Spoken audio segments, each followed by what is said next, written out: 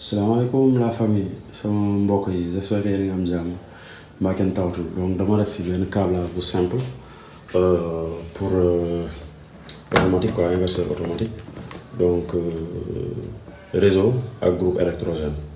donc di jégalu si câblage bi lu mu ñaaw na parce que dama ko përëx quoi donc lii mooy suñu charge boo xoolee mooy sortie charge bi vous voyez mooy borne premier 1 mooy T1 ak T2 moom mooy sortie bi mooy ñëwaat fii nii donc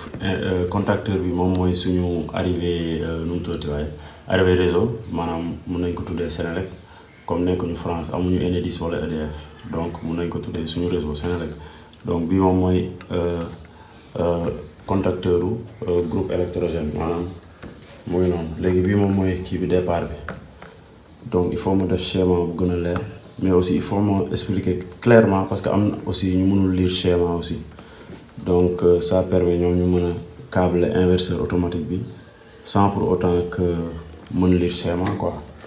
donc bii modulaire bi moom mooy suñu modulaire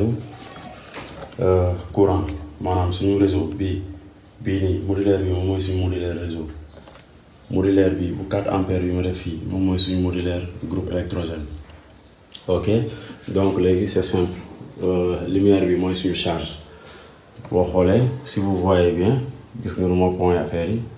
A2 bi dama ko indi fii si NC bi A2 bi ci borne bi ci contacteur gauche bi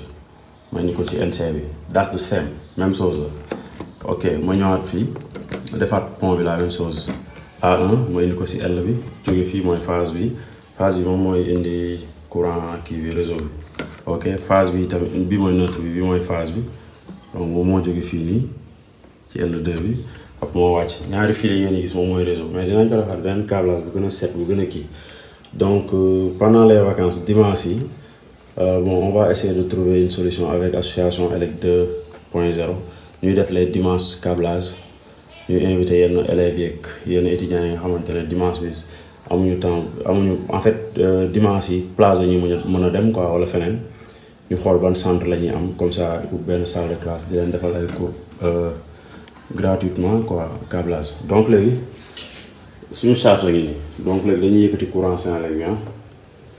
oui moom mooy courant Sénélec donc vous voyez actuellement courant Sénélec bi moo nekk di def nii moom moo actuellement ñu ngi si courant Sénélec bi léegi courant Sénélec bu coupé woon tak nii comme tey courant Sénélec bi damay wàccee fii courant Sénélec coupé na tak dangay gis groupe électrogène bu fekkee jóg na groupe électrogène moo nekk nii moom mooy jox kii bi en même temps courant Sénélec mën na fi nekk groupe électrogène nekk fi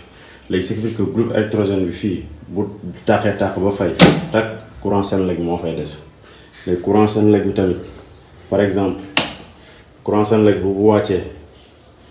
muy nii bi mooy groupe électrogène courant Sénélec bu wàccee fekk groupe bi mooy jël relais bi muy noonu that's the same comme tam booy def câblage kii nu mu tuddati câblage solaire léegi dispositif bi rek laa waroon yokk quoi mooy bi temporisateur bi bu fekkee système solaire même bu fekkee kii automatique mën nga fa def temporisateur fii nga koy dugal en fait fii nga koy dugal après nga defaraat sa câblage quoi